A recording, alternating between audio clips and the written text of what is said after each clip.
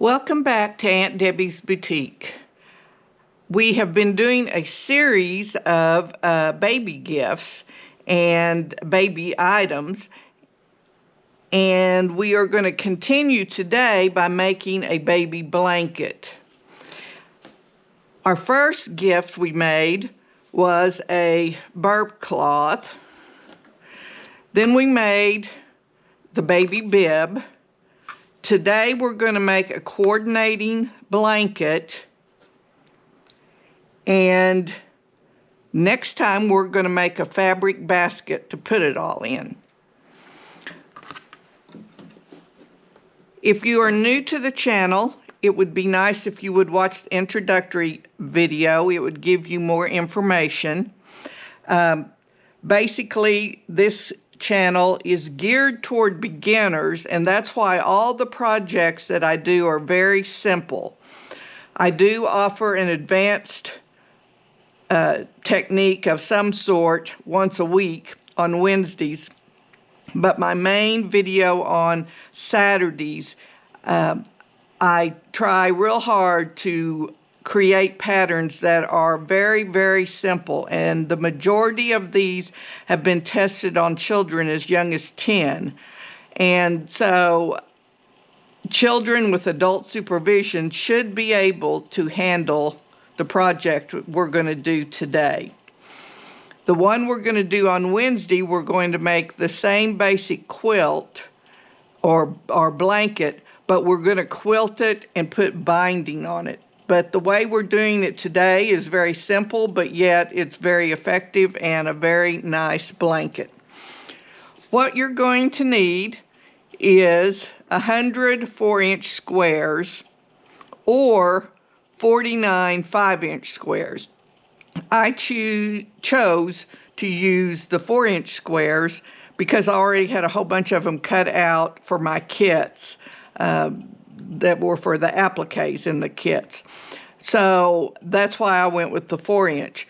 But the reason I mentioned 5-inch is because you can buy these already pre-cut. This is a package. These all happen to be the same fabric. However, most of the time they are a collection of fabrics that all coordinate together. So you could buy, unfortunately, there's 42 in this 5-inch. It's called a charm kit. I'm sorry, a charm square. But there are 42 in there, and you need 49. So you would either have to cut 7 more or buy a second package. I am not going to have kits and patterns available for this because it's so individually. I just don't think I could offer a big enough variety that would appeal to everybody, and it's very simple to cut these yourself. Basically what you do, if you're doing the 4-inch squares, you will cut a 4-inch strip off of your fabric. That's a little less than 1/8 of a yard. And then you will cut that in 4-inch squares. And you really need a rotary cutter and a ruler for this if you want your corners to match up real well, because this patchwork is much more tedious because you need a degree of accuracy in it that you don't necessarily need in a lot of other items. So you want to cut those squares as perfectly 4-inch as you can, and a ruler and a rotary cutter is the best way. It's just hard to do that with a scissor. Okay, I'm going to lay my charm pack aside. We're also going to need a backing, and I am continuing with what we've done on the baby bib and the burp rag, where I put terry cloth on the back of mine. You could use flannel. Minky works real good. It's a real soft, thick fabric, and it makes great backs of baby blankets. I'm not using batting. We're not quilting this. It's just going to be a basic blanket sewn in a similar fashion as our other items. And we're also going to tie it instead of quilting it. So you need some sort of yarn or thick thread. I usually use a crochet thread that comes on a spool, or you can use embroidery floss. I happen to have this handy, so I'm going to use this this yarn to tie this quilt today. I keep saying it's a quilt. I don't know if it qualifies for a quilt when it's not being quilted and it doesn't have batting in it, but it is a patchwork blanket. Okay, let's move this aside.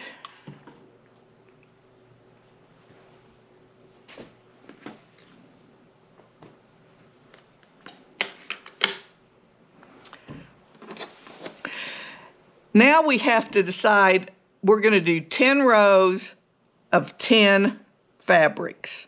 You could, 10 squares to a row, so it's going to be 10 by 10 or 100 squares. I chose 10 fabrics that are in grays and yellows, and most of them are in the items we've done before, but I added a few more from my stash so I could get 10 different ones. You could do 20 squares of 5 different fabrics if you wanted. And my board here is not big enough to lay everything out, so we're just going to lay out 5 rows at a time. And you can do it 2 ways. You can do it randomly and just in any order, or you can do a pattern. I tend to be the random person. I like things kind of random, but then I spend an inordinate amount of time trying to make them look random. So it's I just don't have it in me to just grab and go like some people do, and theirs look just as good as mine, but I spend too much time over sciences. So we're going to do a pattern today. I'm going to take one of each of these, and I've kind of laid them out so they're gray, yellow, something similar to that.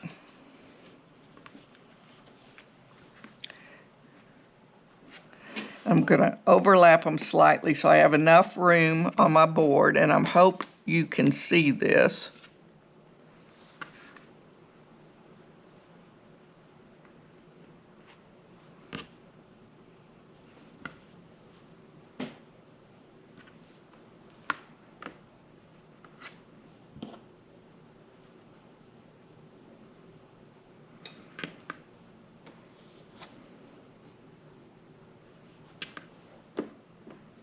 I can already tell that one's not 4 inches.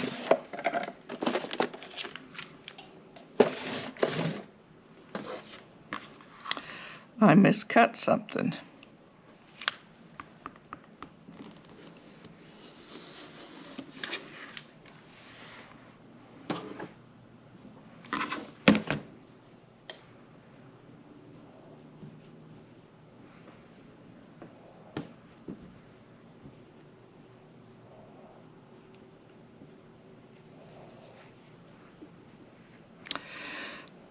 Okay, then I'm going to start the next row. And I'm going to move over 1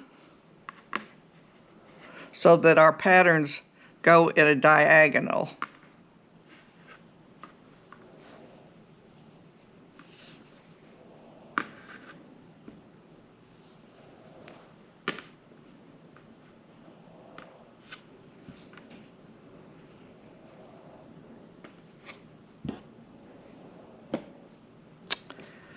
Another one.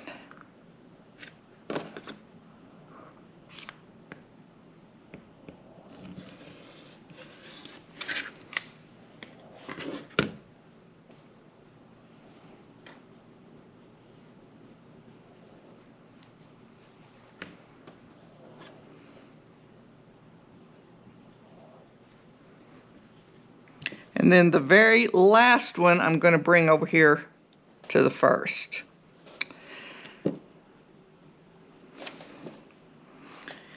And I'm going to continue on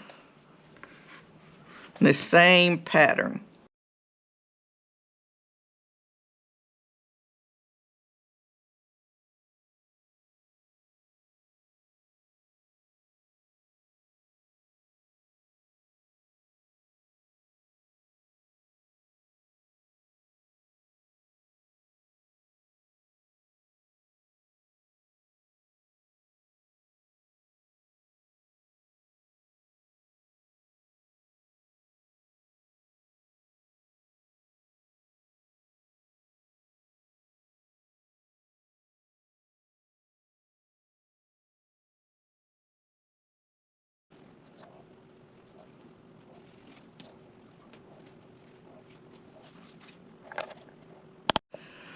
Okay, this is our pattern so far, and we're going to sew these together with 1/4 inch seams.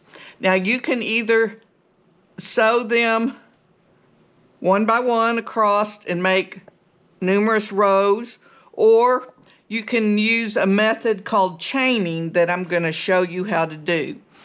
And what we're going to do is we're going to take the first 2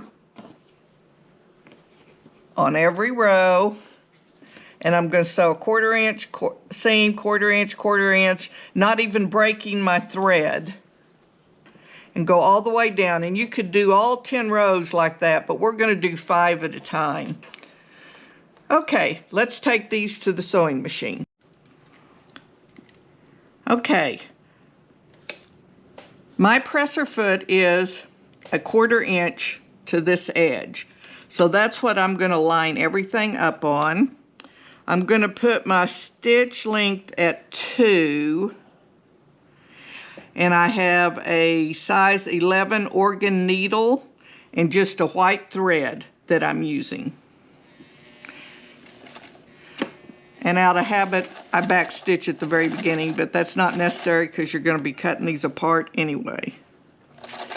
But you want to make sure that you keep a straight seam. That's really important if you want your corners to all match.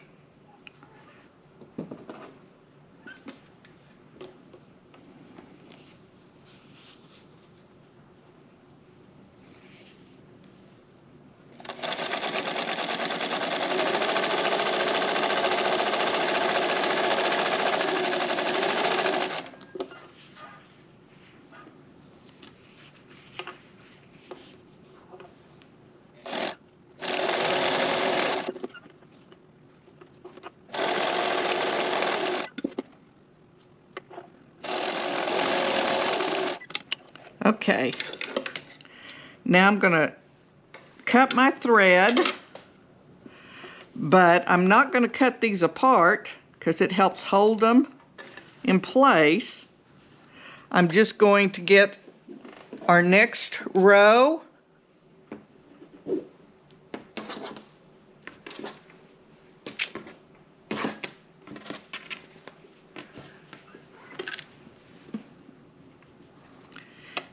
And start sewing again. And I will continue this on for each row of fabrics.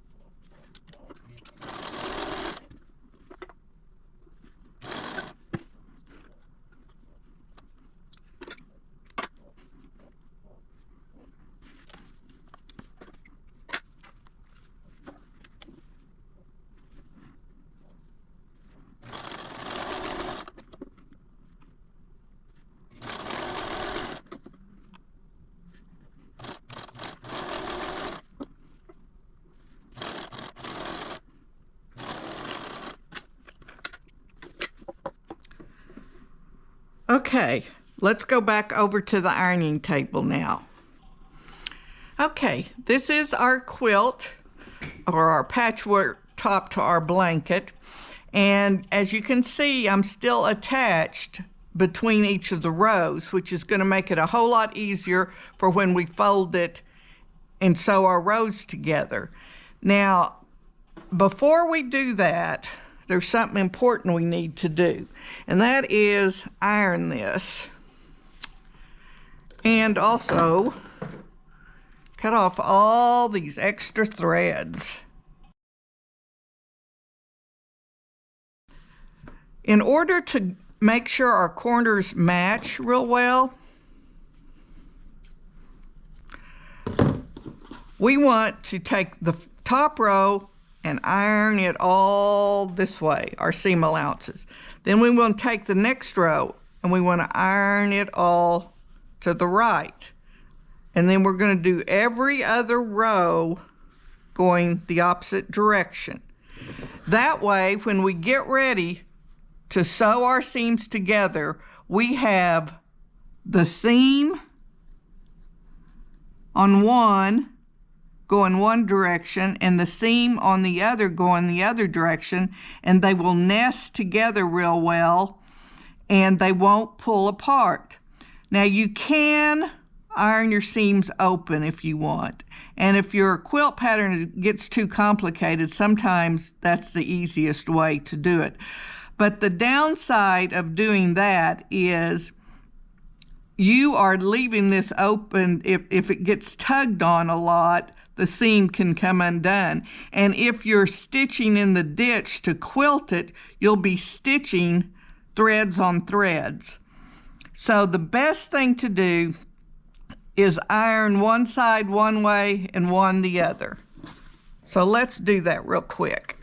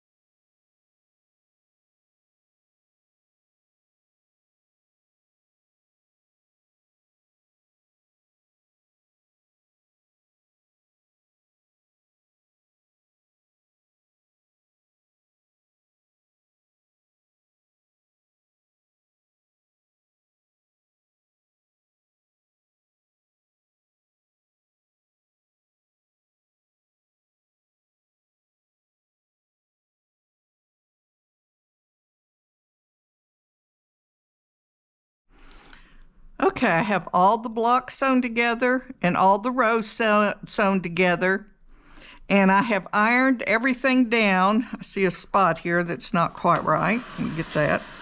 All the rows I ironed down, but you can see this row's going that way, this row's going this way, this way, this way. So that made it easier to sew together. I sewed my rows together, and then I ironed it and used a little of this Best Press, which is a very lightweight starch. Okay, I'm going to make the bottom half of it now and then sew it together, and I'll meet you back here when I have the entire top piece together. Okay, I'm back. I have the whole quilt top sewn, and I have folded it in half on top of my backing, which is this absorbent terry cloth.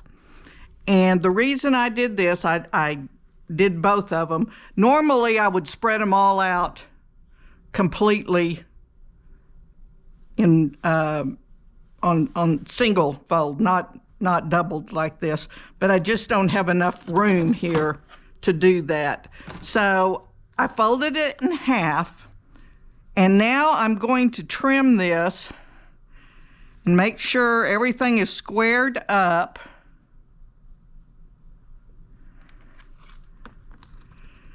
And cut the backing exactly the same size as the top.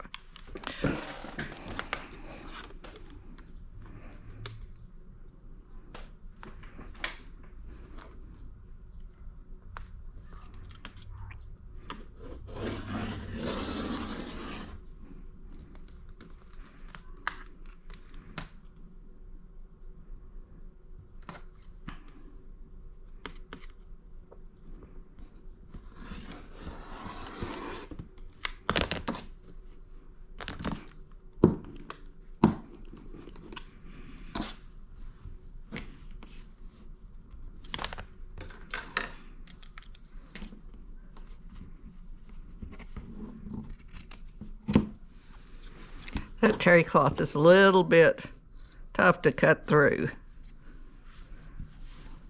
So there's a few places my blade didn't get real well. Okay. Now, with right sides together, and on the terry cloth it doesn't matter which side is right, they both look the same, at least on this terry cloth they do. We're going to line it up around the edges and pin it.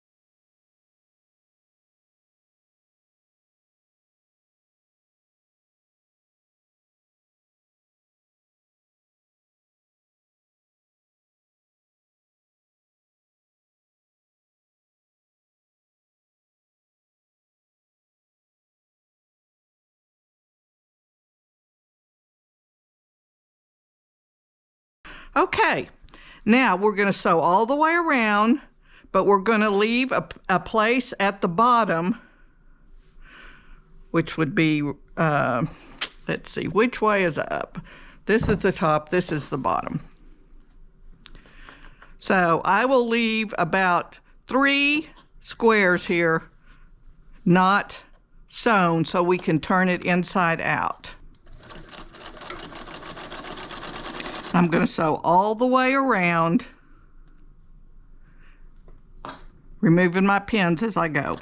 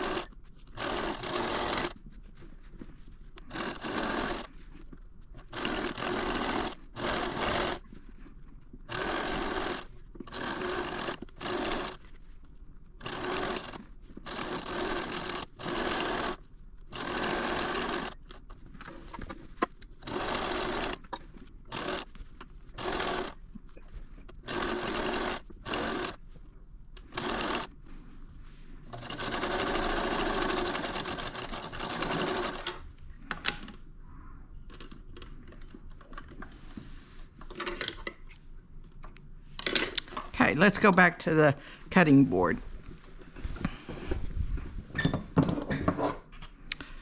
I want to trim my corners, but not cutting our thread, just to cut the bulk out of them, so when we turn it inside out, they won't be too bulky.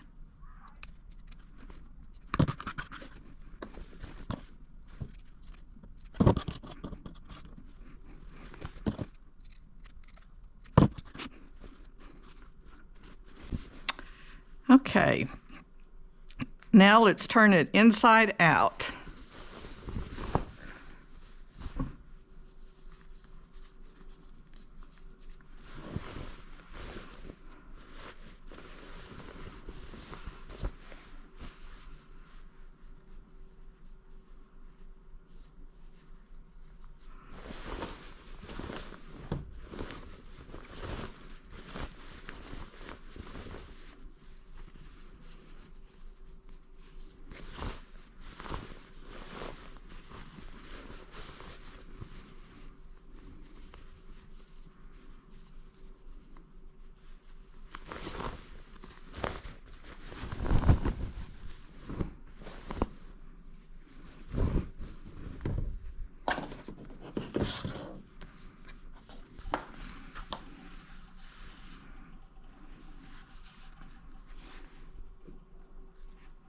Okay, I want to make sure all my corners are turned out and my edges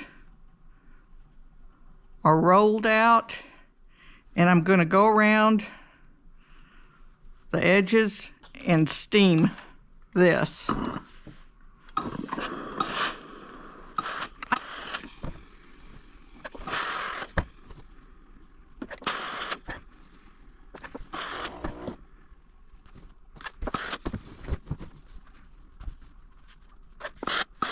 And down here at the bottom, we're going to iron our seam inside. So when we come and top stitch, it will catch all this and it won't be gapping there.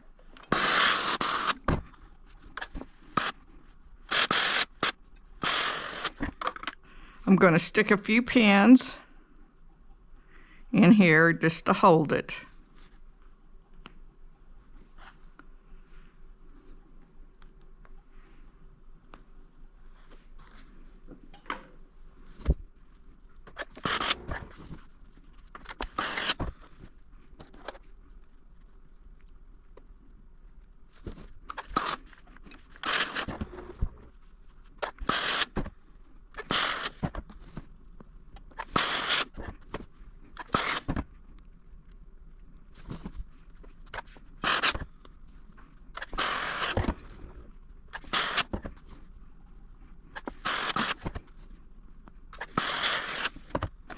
Now I'm going to take it over the sewing machine and do about a 1/4 inch top stitching all the way around, and I'll meet you back here.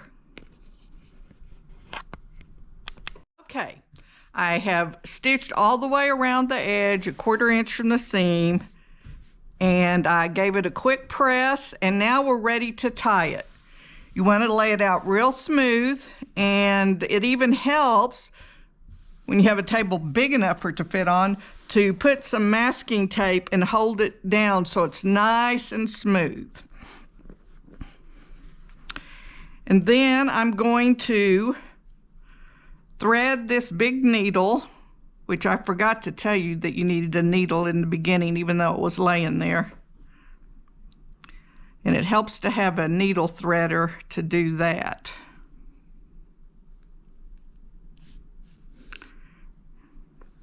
Bring it through.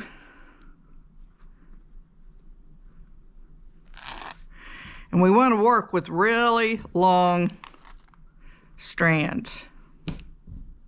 This is a little thicker than what I normally use, but it will work just fine.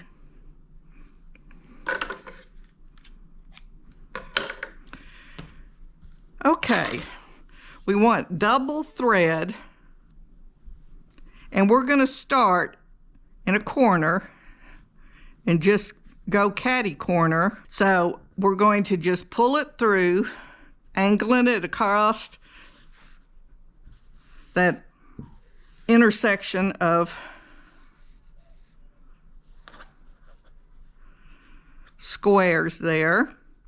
And I'm going to leave a tail there. And then I'm going to go to the next one, do the same thing.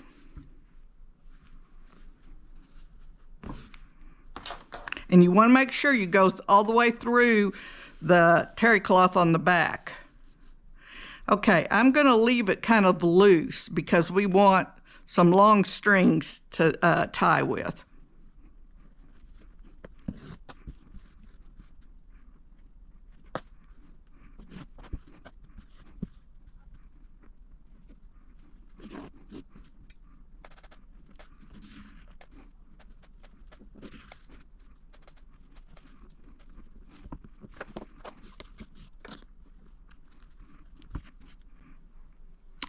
Okay, now we've got it loosely cut across there. I'm going to cut that and come in between these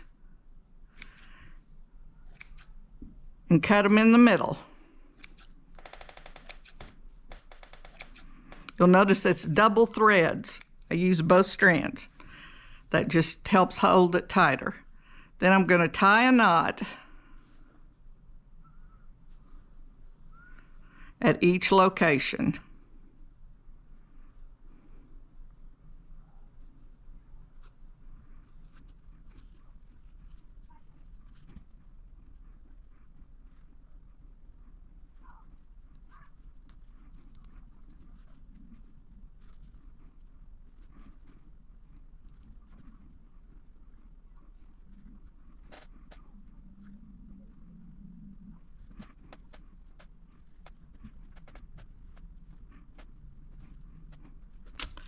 Okay, once they're tied, you want to cut them all the same length, about 1 inch.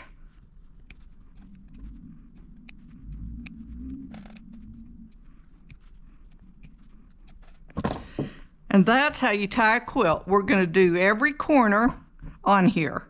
And I'll go do that and meet you back to show you the final product. Okay, I'm back and I have the quilt or the blanket, whatever you want to call it, completely tied.